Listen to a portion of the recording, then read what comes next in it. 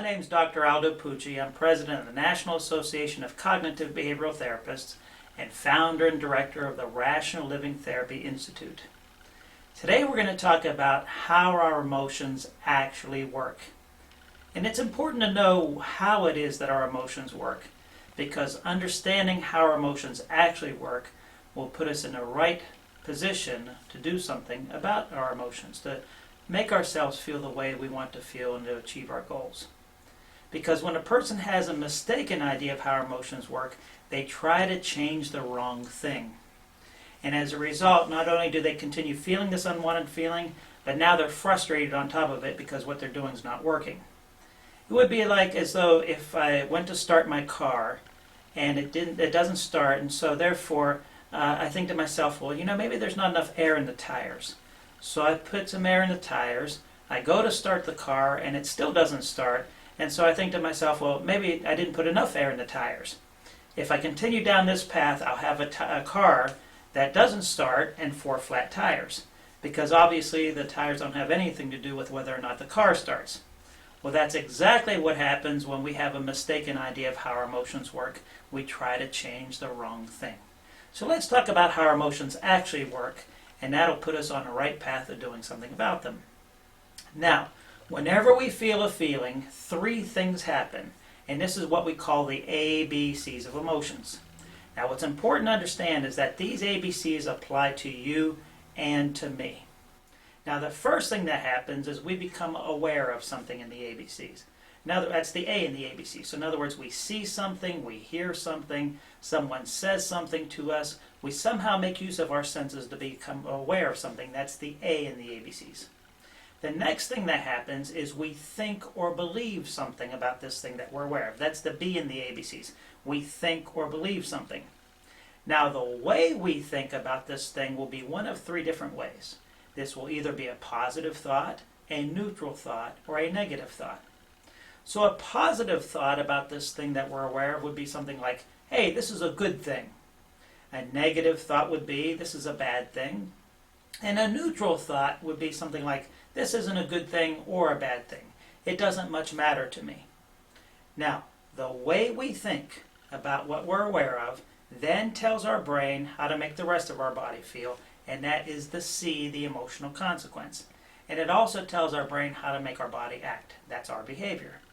So naturally then, a positive thought about what we're aware of tells our brain to make our body feel a positive feeling. We're happy, we're excited.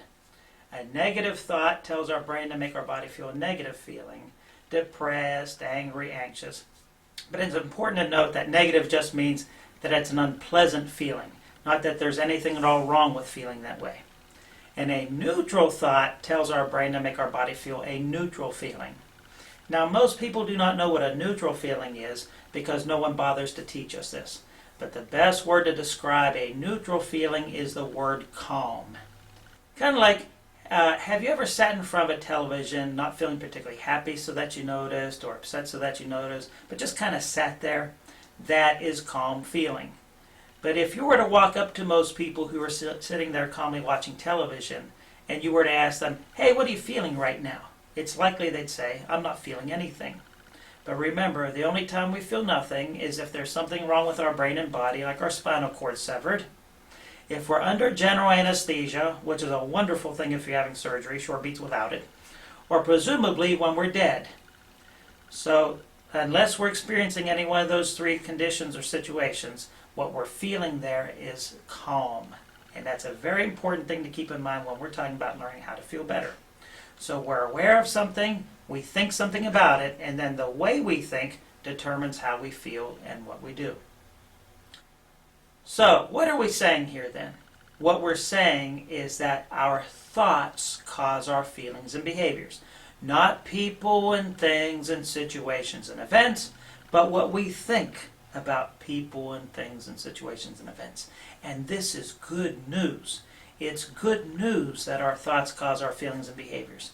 Why? Because imagine what it would be like if what we had been taught were correct, that things cause our feelings and behaviors. What that would mean is we would be things' emotional slaves. We wouldn't have any say in the matter. And isn't that what we're saying when we say, he made me mad? Like I had no say in the matter. but thankfully it's how we think about what goes on that causes our feelings and behaviors. So therefore, if we're feeling a way we'd rather not feel, we can change the way we think about what's going on so as to feel and act differently, even if the situation doesn't change. And that's the beauty of this. The situation does not have to change at all for us to change the way we feel and act, because we can change the way we think. And as a matter of fact, even if the situation does change, does improve, you still have to change your thinking along with it, because if you do not, you'll act the same. Okay? So good news number one is that our thoughts cause our feelings and behaviors. Be thankful for that. I know I am. Now, the second wonderful thing about how our emotions work is that there are 3 emotional options, not 2. Okay? Most people think, because that's what we're taught, that there are only 2 emotional options. We're either happy or we're miserable. So something personally undesirable happens to you. Let's say you lose your job. Let's see, it doesn't make sense for me to feel happy about this, so how must I have to feel? Miserable. Instead, there's this third emotional option that our bodies have always known about, but no one's ever bothered to teach us, and that is this in-between or calm. So that we're not happy about it, but we're not miserable either. Now, feelings that are more along the lines of calm are like sad as opposed to depressed, irritated as opposed to angry. So the more along the lines of calm we feel, the better we feel, number one, and then usually the better position we're in to effectively handle this personally undesirable situation, to correct it if it can be corrected. Okay, so that's the second wonderful thing to learn from this video, is that we have 3 emotional options, not 2. Okay, so there are 2 very important things to understand then from this video. 2 of the most important things you could learn about rational self-counseling is that our thoughts cause our feelings and behaviors, and there are 3 emotional options, not 2. Now, if you would like to learn more about cognitive behavioral therapy and rational living therapy and about how our emotions work, visit 2 websites. First is nacbt.org. That's N as in Nancy, A, CBT.org. That's the website for our headquarters of the National Association of Cognitive Behavioral Therapists. And the second is rational-living-therapy.org. And that is the online website headquarters for the Rational Living Therapy Institute. Understanding that our thoughts cause our feelings and behaviors is just the important first step. It helps you to know what to focus on, what will need to be changed when you're feeling a way you'd rather not feel, or having difficulty achieving your goals. It's then also important to learn how to examine your thinking and how to correct any mistakes that you might be making in your thinking.